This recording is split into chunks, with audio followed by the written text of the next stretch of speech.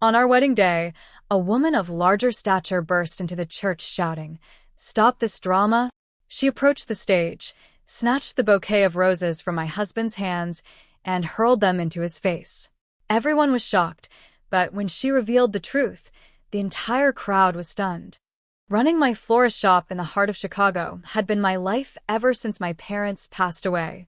At 35, I found solace among the blooms, each petal a reminder of the beauty that could still be found in the world. My younger sister, Emma, was my only family now. At 28, she was vibrant and full of ambition, carving out her own path in the marketing world. We leaned on each other, two sisters against the world.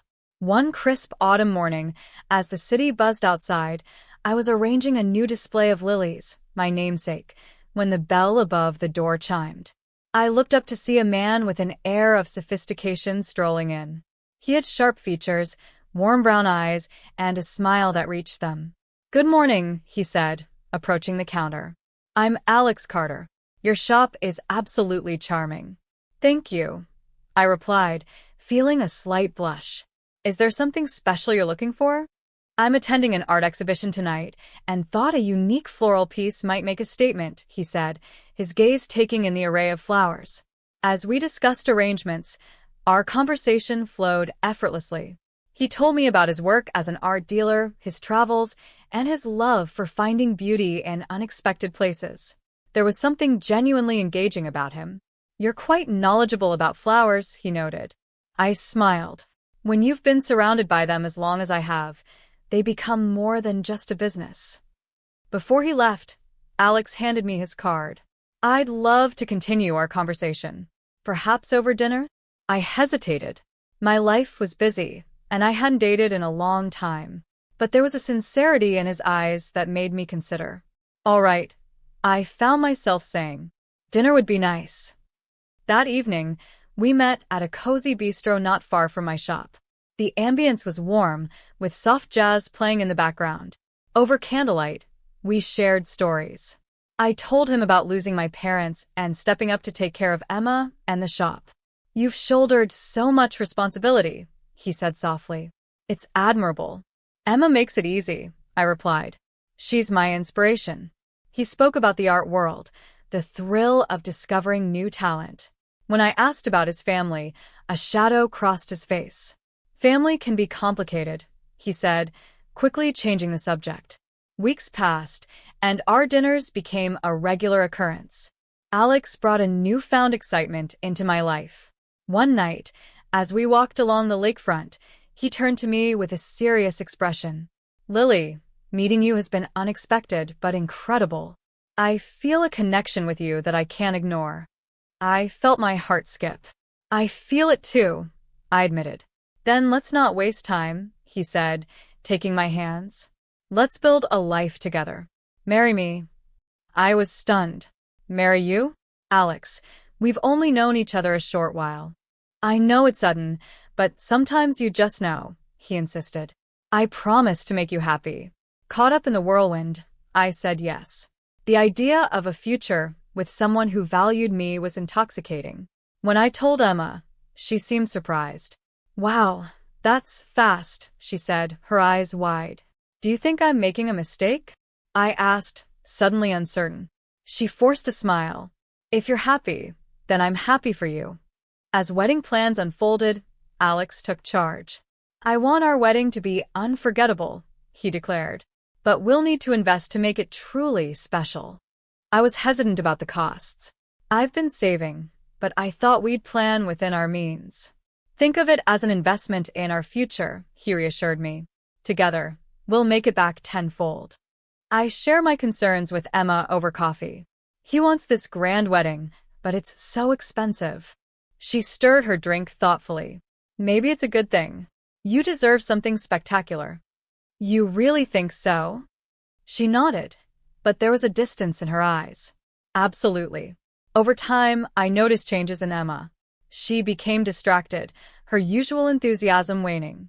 During a dress fitting, I caught her staring off, her expression unreadable. "Emma, is everything okay?" I asked gently. She blinked, as if pulled from deep thought. Yeah, sorry. Just a lot on my mind with work. Are you sure that's all? I pressed. She gave a tight smile. I'm fine, really. I wanted to believe her. With the wedding approaching, I chalked it up to stress affecting us all.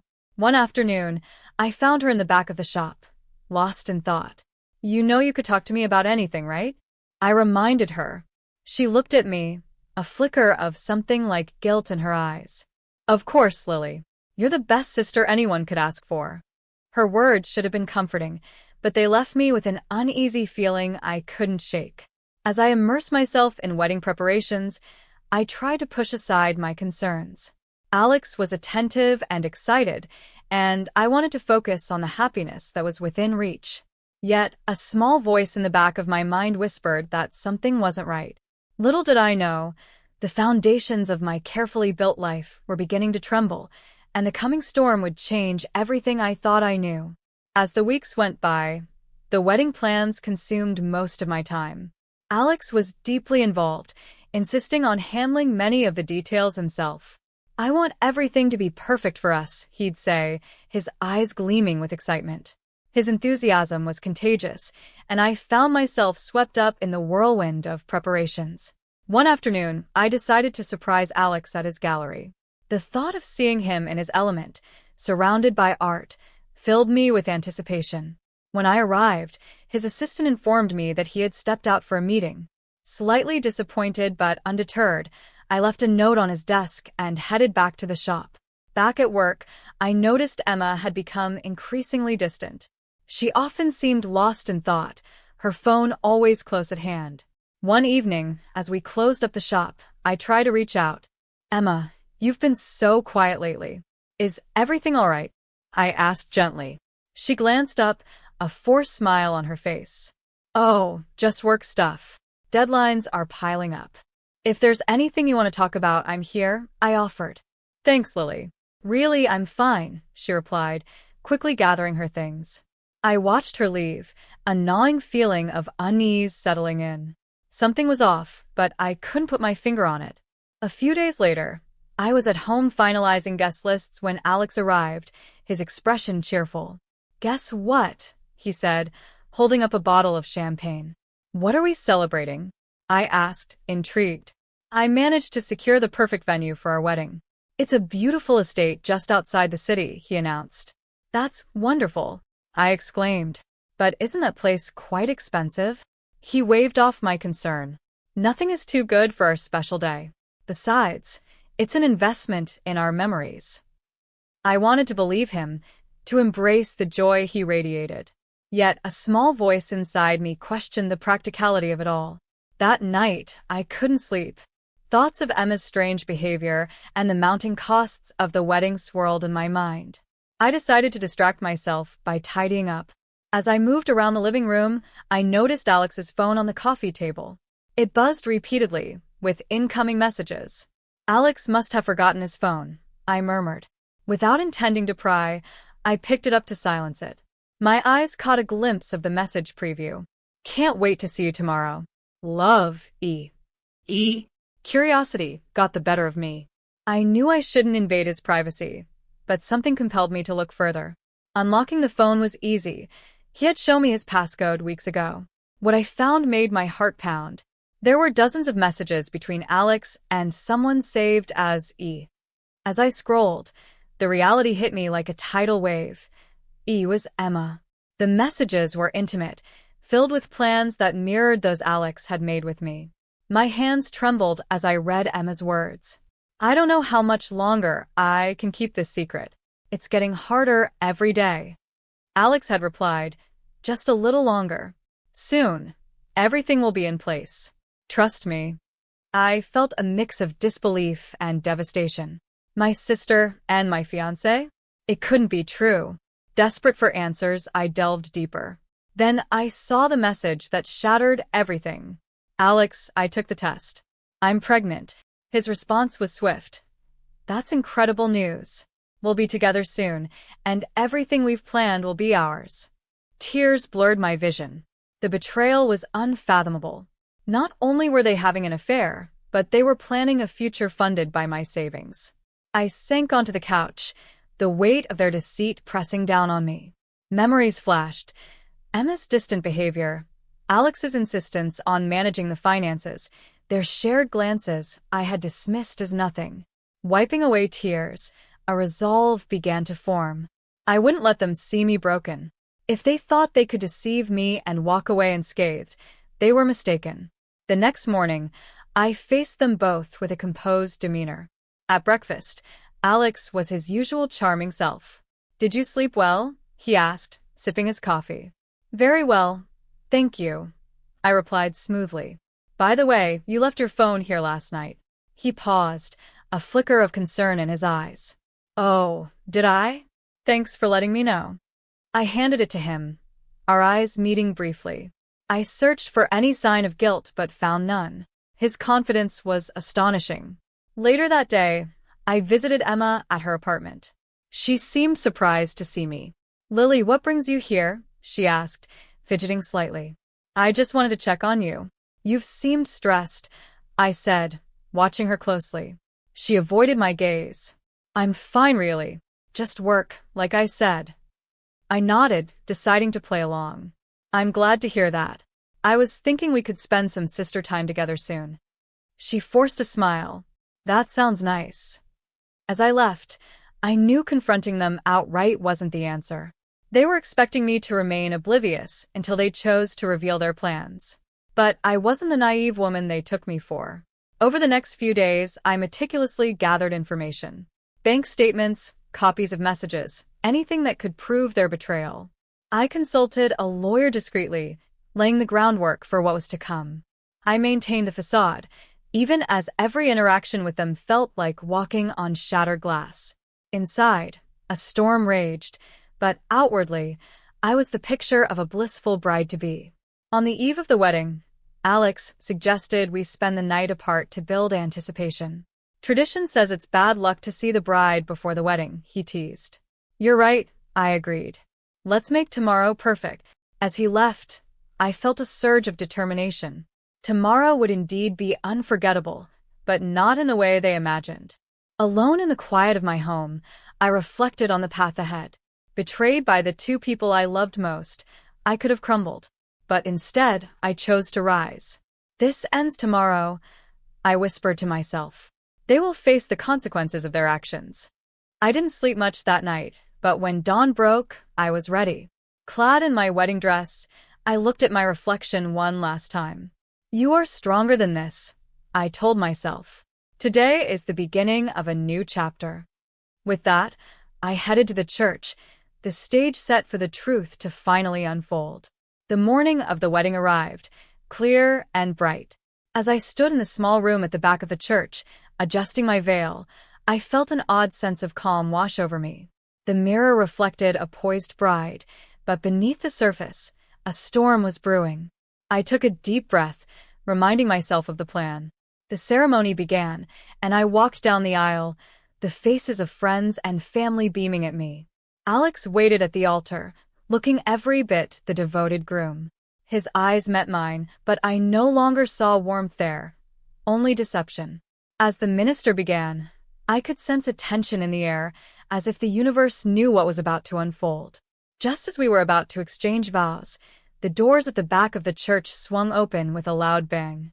Gasps echoed through the room as Emma appeared, wearing a wedding dress almost identical to mine. Her face was pale but determined. "Stop," Emma shouted, her voice trembling yet resolute. "This wedding can't go on." Whispers rippled through the guests. Alex looked genuinely surprised, his confident demeanor faltering. "Emma, what are you doing?" he demanded, a flicker of panic in his eyes. She walked steadily down the aisle. "I can't keep this secret any longer, Lily. Alex and I are in love, and I'm pregnant with his child." A collective gasp filled the sanctuary. I stood there, my expression serene, watching the scene unfold just as I had anticipated. Alex turned to me, attempting to feign innocence. "Lily, I can explain." I raised a hand to silence him. "There's no need, Alex." Before anyone could react further, another commotion erupted at the entrance. A woman of commanding presence, Sophia, marched down the aisle. She was a tall, full-figured woman with a fierce glare that could cut through steel. "Alex Carter, you despicable man," Sophia shouted. She snatched the bouquet of roses from his hands and hurled them into his face. "Did you really think you could get away with this?" Alex's face drained of color. "Sophia, what are you doing here?" "I'm your wife, remember?" she declared, her voice dripping with contempt. "Or did you forget that minor detail while wooing these women?" The guests were in an uproar, confusion and shock etched on every face. Emma looked at Alex, horror dawning in her eyes. "You're married?" Sophia turned to Emma. "Yes, dear, legally and unfortunately still binding. And if that isn't enough, he's drowning in debt from failed art deals." I stepped forward, my voice clear and steady. "Thank you for joining us, Sophia. It seems Alex has been deceiving many of us." Alex glared at me. "You knew?" "I found out everything," I replied calmly. "About you, Emma, and even the daughter you abandoned from a previous relationship." The room fell silent. Alex's parents, who had been sitting discreetly among the guests, rose to their feet. His father spoke with a stern voice. "Alex, we are ashamed of you. This disgrace ends now." Alex looked around wildly, realizing he was cornered. "I can explain everything," but no one was listening anymore. Emma was sobbing, her dreams collapsing around her. "How could you do this to me?" she cried. Sophia shook her head. "He did it to all of us." I felt a mix of sadness and liberation. Turning to the guests, I said, "I'm sorry for this spectacle," but the truth needed to come out. People began to murmur words of support and sympathy. My closest friend approached me. "Lily, we're here for you." I nodded gratefully. "Thank you." Amidst the chaos, Alex tried to reach out to me. "Lily, please, we can fix this." I met his gaze one last time. "No, Alex. You made your choices. Now you must face the consequences." With that, I gathered my dignity and walked down the aisle, leaving behind the shattered remnants of what was supposed to be my wedding day. As I stepped outside, the crisp air filled my lungs, and I felt an unexpected lightness. The weight of deceit had been lifted, and though the path ahead was uncertain, I knew I had the strength to walk it. Emma emerged from the church, tears streaking her face. "Lily, please wait." I turned to her, the pain of her betrayal sharp in my chest. "I needed you to be honest with me, Emma, but you chose deception." "I'm so sorry," she whispered. I shook my head. "Sorry isn't enough. I hope you find your way, but I can't be a part of it right now." Leaving her standing there, I walked away, each step taking me toward a new beginning. The road ahead would not be easy, but I was no longer afraid. I had faced the worst and emerged stronger. It was time to rebuild, not just my life, but myself. Walking away from the church that day was both the hardest and most liberating thing I've ever done. The crisp Chicago air filled my lungs as I stepped onto the bustling street, each breath steadier than the last. The weight of Alex's deceit and Emma's betrayal pressed heavily on me, but with each step, I felt a small piece of that burden lift. I didn't know exactly where I was headed, but I knew I was moving forward. In the days that followed, I immersed myself in the familiar comfort of my flower shop. The vibrant colors and delicate scents provided a soothing backdrop as I began to piece my life back together. But I knew I couldn't ignore what had happened. Alex had manipulated me, and Emma had broken a trust one thought was unbreakable. I consulted a lawyer to explore my options. "You have a strong case for fraud and emotional distress," she told me after I recounted the events. "We can file a lawsuit to recover your financial losses and hold him accountable for his actions." I nodded, determination settling in. "I want to proceed. It's not just about the money, it's about taking back control." The legal process was draining, but it also provided a sense of empowerment. Facing Alex in court was difficult, yet I remained composed as the evidence of his deceit was laid out. The judge ruled in my favor, awarding me $100,000 in damages for the emotional and financial turmoil he had caused. It was a vindication, a formal acknowledgement of the wrongs I had suffered. News of the trial and its outcomes spread quickly. Alex's reputation in the art world was ruined, his fraudulent dealings and personal betrayals laid bare. Sophia, his legal wife, pursued her own case against him for neglect and infidelity, further compounding his downfall. His wealthy parents publicly disowned him, cutting off all support. The man who once seemed so invincible was left with nothing. One afternoon, as I was arranging a bouquet of sunflowers, symbols of adoration and loyalty, Emma walked into the shop. She looked worn, her usual glow dimmed. My heart tightened at the sight of her, a mix of love and pain swirling within me. "Lily," she began softly, her eyes pleading. "Can we talk?" I set down the flowers, taking a steadying breath. "What is it, Emma?" Tears welled in her eyes. "I'm so sorry for everything. Alex left me. I'm pregnant and alone. I know I don't deserve it, but I hope you can find it in your heart to forgive me." The hurt resurfaced sharp and raw. "Emma, you were my sister, my confidant. You betrayed me in the worst possible way." "I know," she whispered, a tear rolling down her cheek. "I regret it every day." I looked at her, searching for the sister I once knew. I can't pretend that things can go back to how they were. Trust has been broken, and it's not easily repaired. She nodded slowly. "I understand. I just wanted you to know that I'm truly sorry. Take care of yourself," I said gently, turning back to the flowers. As she left, I felt a sense of closure. I had said my piece, and now it was time to focus on healing. The path ahead would be about me, rebuilding, rediscovering, and reclaiming my life. I decided to revamp the shop, infusing it with new energy. I introduced workshops, teaching others the art of floral design. Sharing my passion brought joy back into my days. Customers noticed the changes, often commenting on the uplifting atmosphere. One day, a journalist visited the shop, intrigued by its resurgence. "Your store has become quite the local treasure," she remarked. "What's your inspiration?" I smiled thoughtfully. Life has a way of teaching us resilience. I wanted to create a space that reflects hope and new beginnings. The articles she wrote brought more visitors, and soon the shop became a community hub. I met new people, formed new friendships, and allowed myself to envision a future filled with possibilities. On a sunny morning, as I was opening the shop, a man walked in looking slightly lost. "I'm terrible with flowers," he admitted sheepishly, "but I want to get something special for my mother's birthday." I chuckled. "You've come to the right place. Let's find something she'll love." As we chatted and selected blooms, I felt a spark of something I hadn't felt in a long time. Not a whirlwind romance, but a gentle, genuine connection.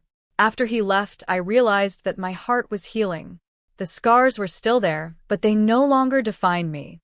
I had found strength within myself, learning to trust again, cautiously, but with hope. Standing at the shop's doorway, I watched people pass by, each with their own stories.